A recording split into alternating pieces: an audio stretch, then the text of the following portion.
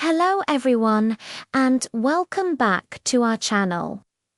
Get ready for a delightful adventure with everyone's favorite curious monkey, George.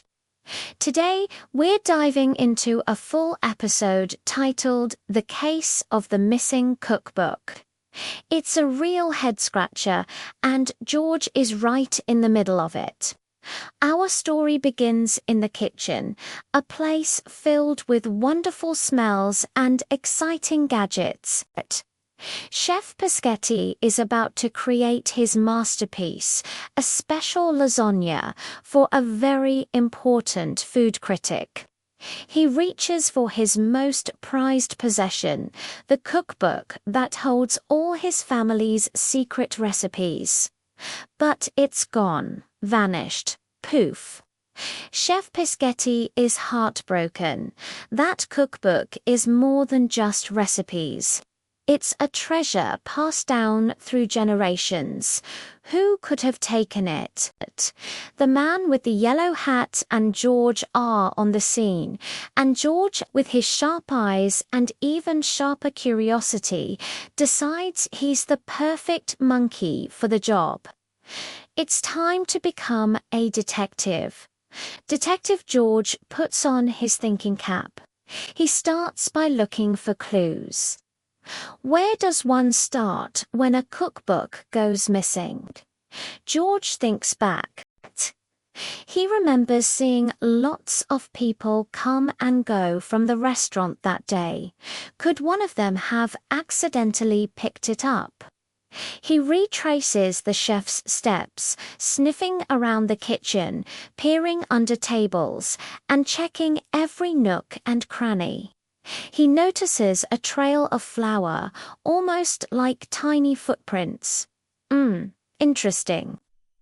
George's investigation takes him all over the neighborhood. First, he follows the flour trail, which leads him straight to the bakery. Could the baker have borrowed it for some inspiration? George peeks inside and sees the baker busy with bread, but no cookbook in sight. The baker mentions he saw Gnocchi, Chef Peschetti's cat, playing with something red earlier. Aha! Another clue. The cookbook is red. So, the search continues. George now has a new suspect. Gnocchi, the cat. He knows cats love to play and hide things. He follows Gnocchi, trying to see where she might have stashed the book. He watches her pounce and play, chasing her through the park and around the apartment building. Gnocchi is fast, but George is determined. He observes her hiding a toy mouse under a bush. Could the cookbook be hidden somewhere similar? George starts searching under all the bushes and behind the benches in the park. He finds a lost ball, a single sock, and even a half-eaten sandwich, but still no cookbook. He's starting to feel a little discouraged. Being a detective is harder than it looks. But George doesn't give up. He remembers another detail. The food critic was coming. Maybe the critic has it. It's a long shot, but a good detective checks every possibility. He and the man with the yellow hat head over to the critic's office. The critic is a very serious-looking man, surrounded by stacks of books. George carefully scans the room. There are cookbooks everywhere, but none of them are Chef Peschetti's special red one. The critic explains he's eagerly awaiting the lasagna and would never take the recipe book. Another dead end.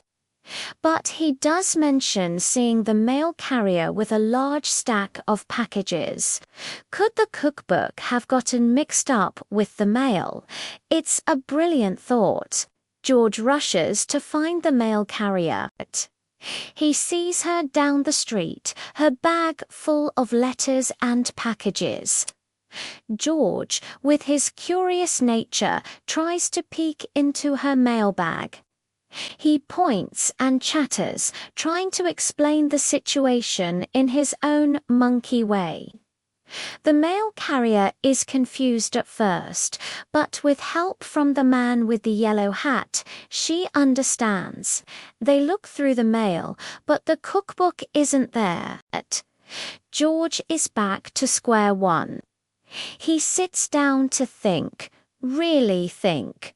What did he miss? He pictures the kitchen again in his mind. The flour, the oven, the pots and pans, and the window. The kitchen window was wide open. And what's just outside the window? A big, tall tree. And who loves climbing trees? Pigeons.